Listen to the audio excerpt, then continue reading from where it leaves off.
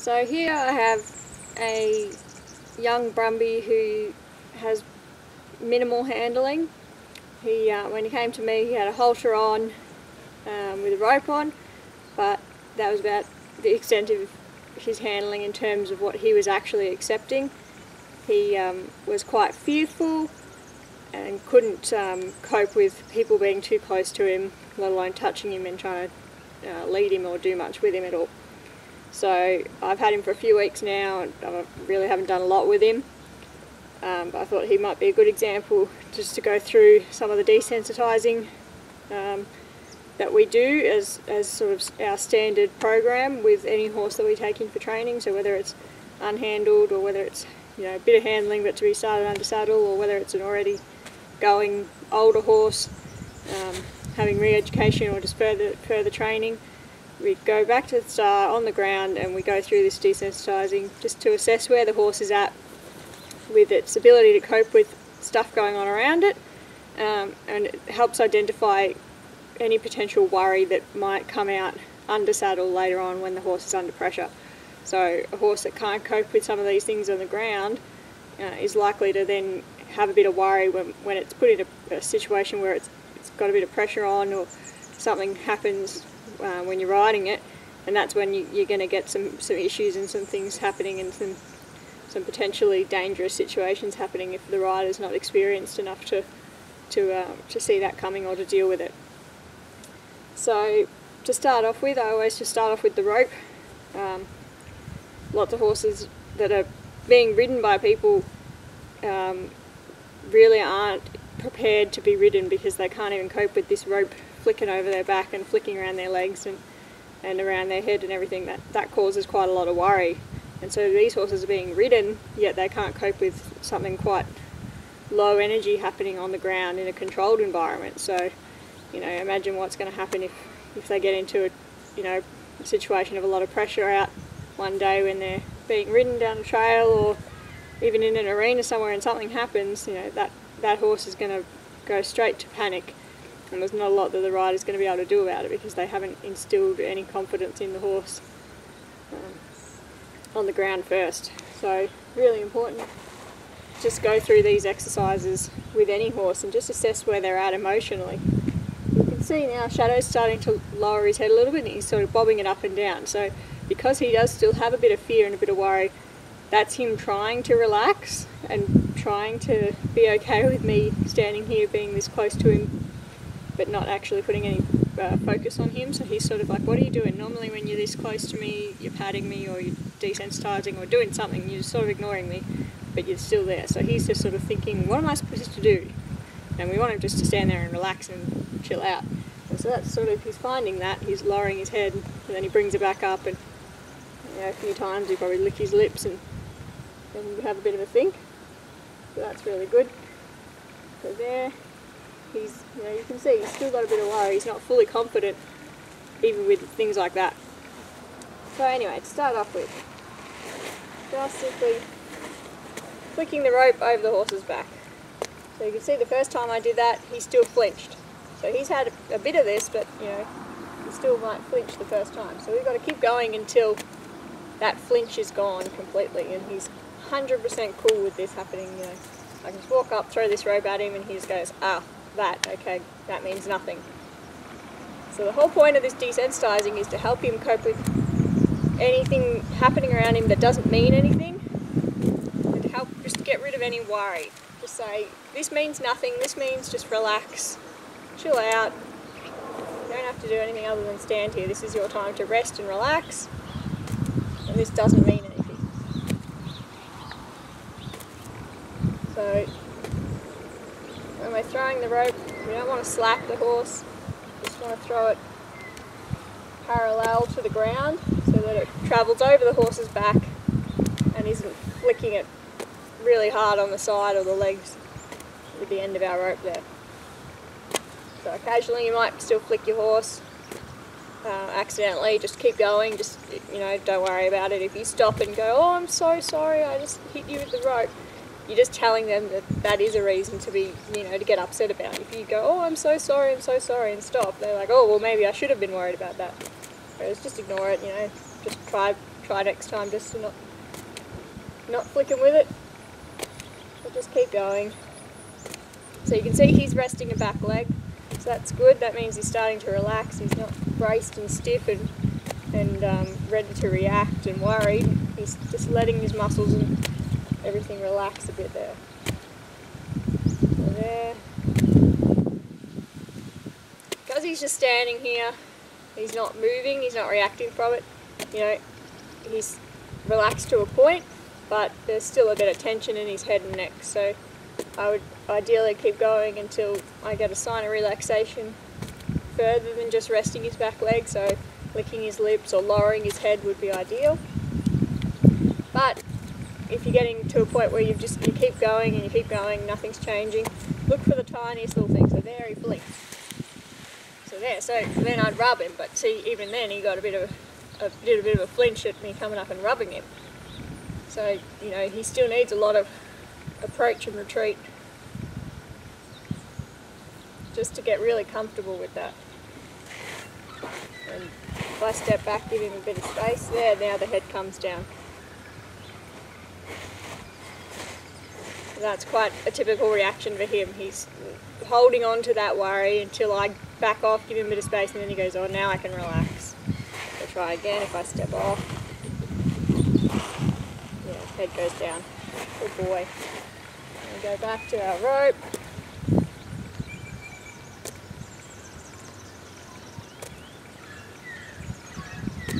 Now he didn't flinch that time. More relaxed with it, so I might rub him sooner. And step off. And the head goes down. Good boy.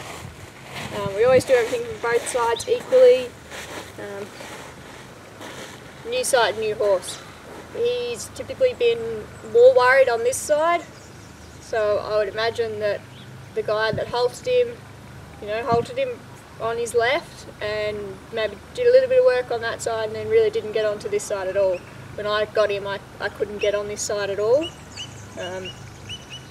He would stay faced up a lot of the time, but as soon as the pressure got too much, he was out of there. So just getting to this side took a lot of work, but now I can touch him all over down this side, pick up all 4 feet, and he's come a long way with that. But every horse, so there, flinched. Every horse tends to have a preferred side, and for a lot of horses it is having you on their left, because that's where most people do most things from. They just neglect the right side a little bit.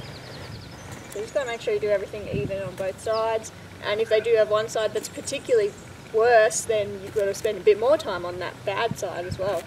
So if the horse is alright, fairly even, still keep everything even on both sides. But if they've got a particularly bad side, do a bit more on that bad side. Bring it up to the level of the good side. So you can see occasionally he's still flinching and reacting a bit, so you can see the difference in his emotional state when I am on this side of him. He is more worried. I'm going to wait for a bit of relaxation happening and then I'll go and rub him, but I'm predicting that still when I go and rub him he'll flinch at that. So we'll just see what happens there. So at this stage, just looking for him to blink or do anything that shows any sign of relaxation. So he's kind of resting his back leg, which is good, but we'd really ideally like a little bit more than that. So looking for him to lick his lips, lower his head, but that's probably not going to happen quite yet. So just looking for a blink or a softening of his expression.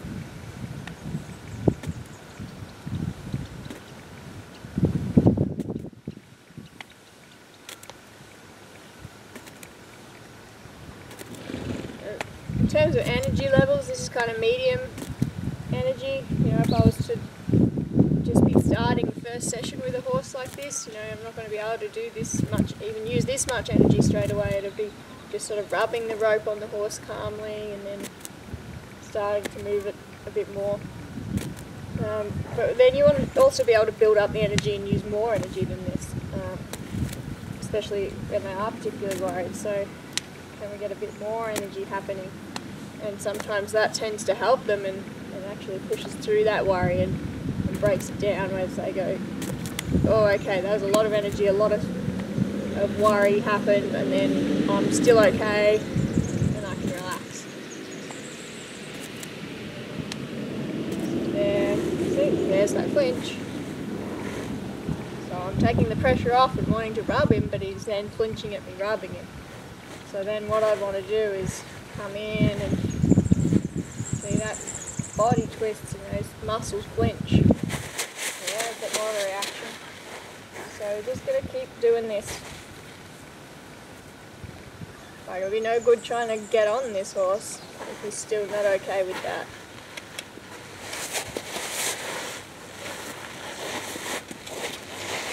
And then he gets sticky. So where he has been leading quite well, holds on to that worry and he gets sticky feet again.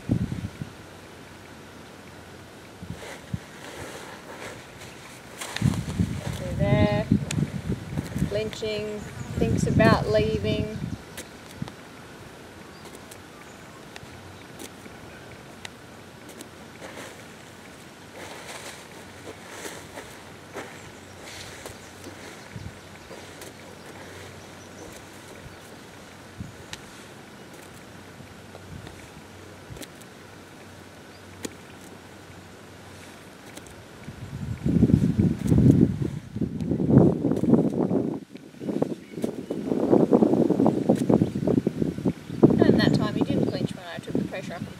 So that's good. So that's an improvement. So I'd step away and see if he lowers his head. There we go. Shakes his head, shakes out some of the adrenaline. Lets that adrenaline come out of his system. He's been sort of braced up with his head in the air and adrenaline pumping. When he understands that I'm taking the pressure off now, his head goes down, he goes, oh, that was all you wanted. Okay, cool. No worries. So that worry starts to come out, the adrenaline comes out with it. Good. So you can still see he's still a little jumpy when I go, just go to pat him. He just needs a lot of repetition, really. He'll get there, he's not too afraid anymore, he's just still not 100% sure that this is where he wants to be.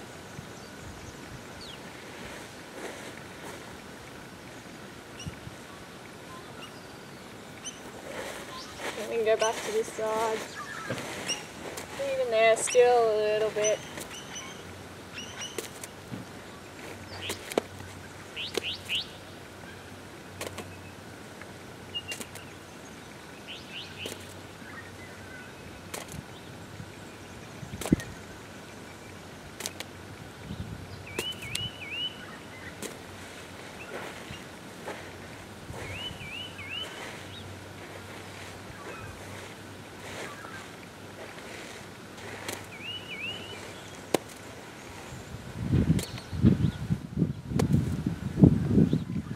It's really important too to just be aware of what you're doing with your rope.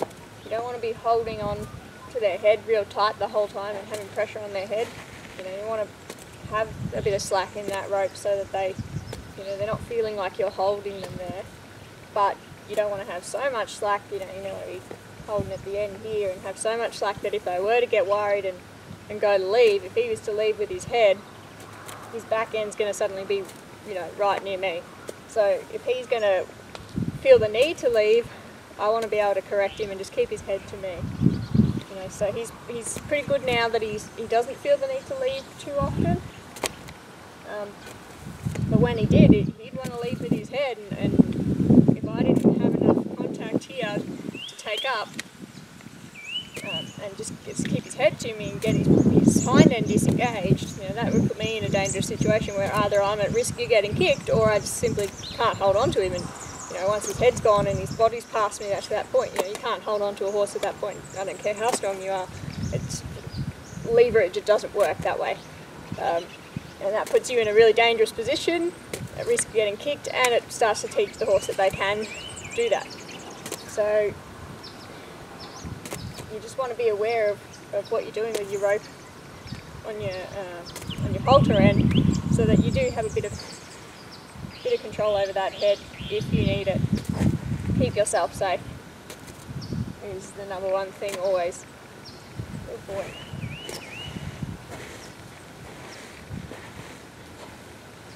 And in the same way, yeah, we should be able to put a little bit of pressure and say, hey, move that hind end across.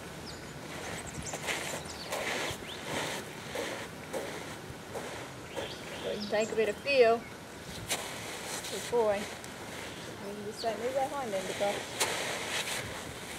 Just reminding him that he knows that, and that I'm here and I've got a little bit of control over where he is. And that tends to help him too a little bit, to have to unstick his feet. Get rid of that brace. See if he lowers his head now. There we go. And licking his lips, chewing. So that's good. So for him, that's what you're aiming for, but we want to be able to get that whilst we're desensitizing. So whilst we're flicking the rope, we want to have him lower his head whilst we're doing that. Some horses will get to that point quite quickly if they've not got a lot of worry. Horses that are sensitive, have got a lot of worry, it's going to take a lot longer, but as long as you're taking the pressure off as soon as they show any sign of relaxation to begin with, you make it really clear that yes, that's the right answer. Give them that release and then go again. And then just asking more of them. So say, yeah, good, resting your leg, standing still and resting your leg is good, but now I want you to lick your lips, have a bit of a chew, lower your head, offer a bit more, show me that you are relaxed and that you are okay with this.